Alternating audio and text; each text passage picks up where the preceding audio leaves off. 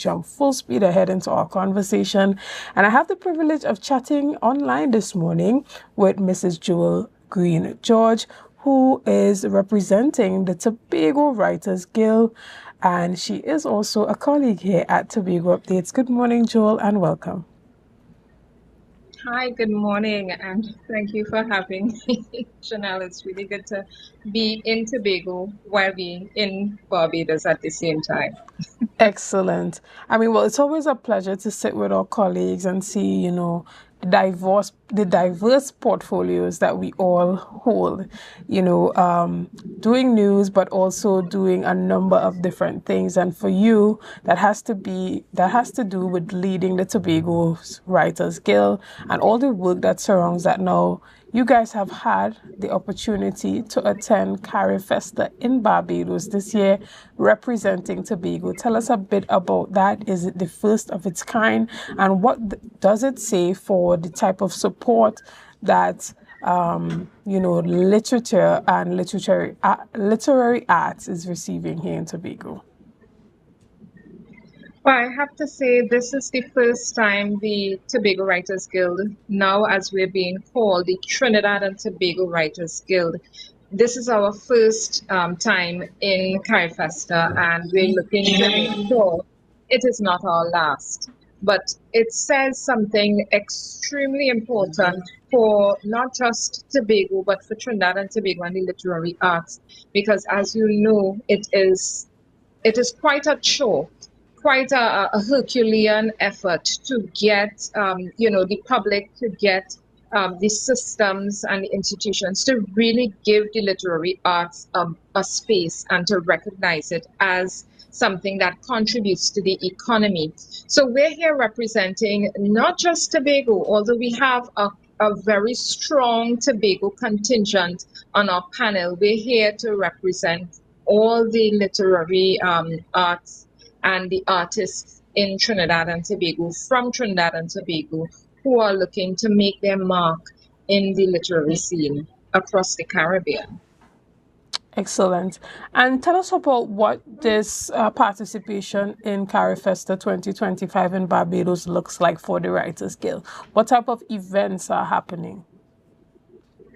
Well, let me tell you, first, let me talk about what we're doing. And our panel is actually today. So we have a panel from 3:15 to 3:45 to 5:15, and we are going to be talking about re-scripting the Caribbean canon through independent publishing. We're looking at the idea of literary emancipation, the juxtaposition between traditional publishing and independent publishing, and we're also looking at that social class. Traditional publishing really keeps the social class and the bourgeoisie in the status quo as it is, but independent publishing really allows us in the Caribbean who have not had a seat at the table in terms of the literary arts, unless we are coming through the traditional publishing door.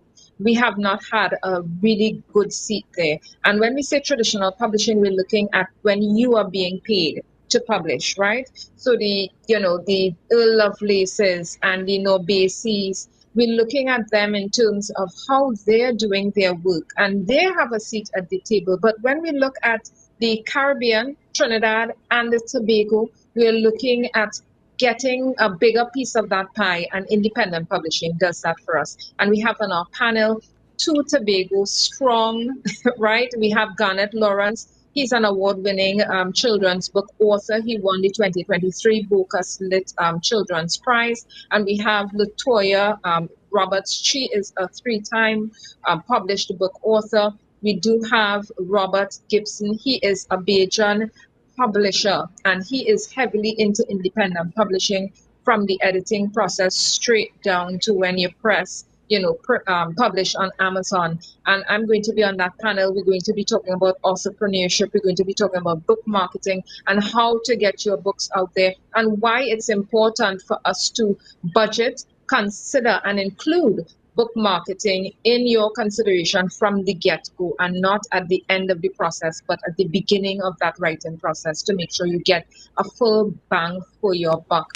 And some of the events that I've attended, and I have to talk about this one, This happened on Saturday morning, and this was what they call a big conversation. And this included on the panel, host country Barbados's Prime Minister, the Honorable Mia Mottley. It included Ralph Gonsalves, the Honorable Ralph Gonsalves, the Prime Minister of St. Vincent and the Grenadines. It also included Sir Hilary Beckles, and moderating that big conversation was Dr. Barnett. She is the Secretary General of CARICOM. We also had Dr. Jones she's a diplomat, and she has a wide reach across the Caribbean. And what they were talking about is really, what does it mean to be Caribbean? What does it mean to be part of CARICOM? What does it mean to be part of the arts in in that regional sense and in the international sense? And what I got from that big conversation, because I was able to chat with Dr. Barnett, the Secretary General of CARICOM, and we talked about how the literary artists are not getting, a skill certificate through CSME. There's no category for us to apply. And she basically said, there's two things can happen. We can include the literary artists and the authors and publishers under the artist category, which means it will just be an inclusion. But we could do even better than that. And I love when she said this. We can do better than that. We can remove all the categories to go back to a time when the entire Caribbean had free travel straight across every country. So the Caribbean now is looking to become borderless.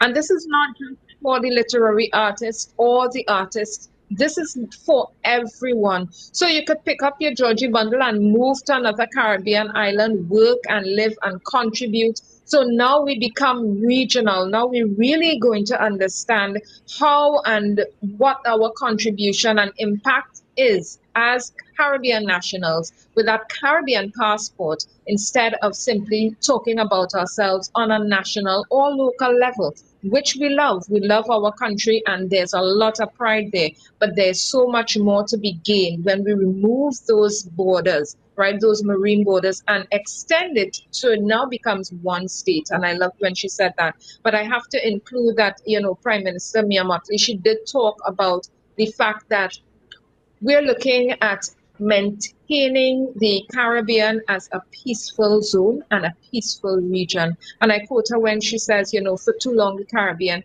has been a place of iniquity and turmoil. And I love how she phrased that. And we want to keep the Caribbean peaceful. No matter what we're having going on, we want to keep the discussions open. We want to keep the lines of communications opening. And, it is wonderful that the arts, because when we talk about CARIFESTA and we talk about artists, we always think, it's just people who sing and dance and write, but it also includes persons who are in the orange economy, and that includes innovators, that includes inventors, and we have to make sure that we do what we have to do to make sure Caribbean has a seat at the table of the orange economy regionally and internationally. But there are a slew of other things happening, a slew of other events. I went to a fashion show which they had on Broad Street, and they literally put a catwalk straight down Broad Street and had the designers. There was a designer from Ghana. There was one from Trinidad and Tobago, and I think the one you're showing now, that's a designer from Trinidad and Tobago. I met him. His fashion and his sense of style is something that we're looking to push, right, in terms of that avant-garde style for fashion. And I tell you, it was really how to put it, it was poor raising. It was something that I feel the Caribbean needs to do more often, right? We do CARIFESTA every other year, and I think it's something perhaps we need to invest in every year. But we're happy to be back at CARIFESTA as a Caribbean region, having had a 6-year hiatus from COVID. Excellent. And talk to us about the importance of building those strong networks throughout the Caribbean. Because as artists, you all are painting one picture, separate pictures that add up to one picture, which is a picture of the entire region. Tell us about how the different arts are incorporated when those networks are formed. Yes, well, you're very right, Chanel. When we talk about each category of the arts, we're really looking at making our own little picture and then putting it together to create a mosaic. We're looking at creating some networks and some connecting neurons to make it an entire map of the Caribbean's artistry, our genius, our innovation, and our intellectual property. And some of the things we are looking at in terms of building and breaking down the barriers that keep us separated is travel. And I mentioned that earlier. And we must be able to travel, to move as if it's one territory and not, all of these islands happening separately. Together, cumulatively, we have, together, cumulatively, yeah, but cumulatively, we have, yeah. Sorry about that. It seems like we're having a bit of a technical difficulty there with our connection with Jewel Greene-George and her team that's over there in Barbados for CARIFESTA 2025. I see that you are Are we back. back now? Okay, Yes. great. So sorry about that. Yeah, so when we're looking at that mosaic, at that regional mosaic, heading into the international mosaic, we're looking at making sure that we have free and uninhibited travel and free and uninhibited, not just movement, but networks and systems and structures to make sure that the arts, that the creative arts, that the orange economy, which includes our intellectual property, IP, how do we get paid when people are using our work, and how do we get paid when we sell our ideas to different third and fourth parties, right?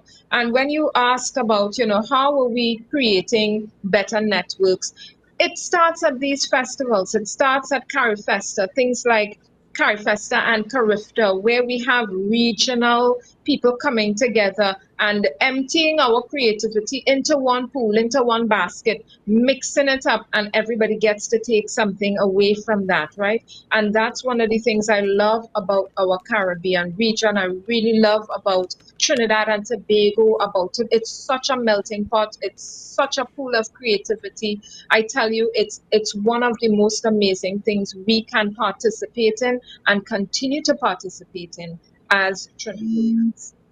Excellent. Well, we want to thank you so much for your time here this morning, Joel. And, we just want to congratulate Tobago Writers Guild and the entire Tobago team that's over there in Barbados representing us well. Even as we wrap up this morning, is there anything that you want to say? Yes, of course. I want to say one, there's some correction. We are now called the Trinidad and Tobago Writers Guild because even as we expand and open up our offerings and what we're doing with writers, we want to make sure that we cover the entire Twin Island Republic of Trinidad and Tobago, and then we're looking to become a regional organization. But I want to say it's very important to have these conversations about independent publishing, about being an authorpreneur, to consider yourself not just an author of one book, but to consider yourself now a business owner, an entrepreneur, as I call it, an authorpreneur, to consider yourself in that way so that you approach the idea and the work of writing, of being an author, of publishing, if that's what you're doing, in a very nuanced way, including the business of being an author, so that it can be something full time and it can be something that can sustain you economically. Excellent. Well, we want to thank you so much. Guys, this morning, before we run off to our break, we want to remind you of all that is happening. So there is a district community meeting that's being hosted at the Delaford Community Center this evening at 5:30. And if you are from that Roxborough, Argyle, Delaford district, then you want to be present to be able to ask your question and have your say. They will be talking about updates on projects within the district, and this will be hosted by the Chief Secretary, the Honorable Farley Augustine, along with the MP for Tobago East, David Thomas, as well as the Assistant Secretary for the Division of Settlements, Public Utilities and Rural Development, Councillor Orlando Kerr. So that is again at the Delaford Community Center on Tuesday, which is today, at 5:30 p.m. So hope that you guys go out and ask your questions. Guys, we're going to take a quick break right here, and we'll be back right after this with much more conversations. See you soon.